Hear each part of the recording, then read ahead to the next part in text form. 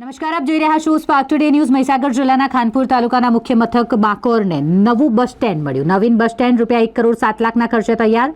મહીસાગર જિલ્લાના ખાનપુર તાલુકાના મુખ્ય મથક બાકોર ખાતે અનેક સરકારી કચેરીઓ આવેલી છે। બસ સ્ટેન્ડ ન હોવાને કારણે તાલુકાની જનતાને ભારે હાલાકીનો સામનો કરવો પડતો હતો। આ બસ સ્ટેન્ડમાં 3 પ્લેટફોર્મ, ઉપહાર ગૃહ, કંટ્રોલ રૂમ, પૂછપરછ બારી, શૌચાલય, બેઠક રૂમ, મહિલા કંડક્ટર રેસ્ટ રૂમ સહિતની વ્યવસ્થા કરવામાં આવી છે। આ બસ સ્ટેન્ડનું ટૂંક સમયમાં જ લોકાર્પણ કરવામાં આવશે। નવીન બસ સ્ટેન્ડ તૈયાર થતાં તાલુકાની જનતામાં ખુશીની લાગણી જોવા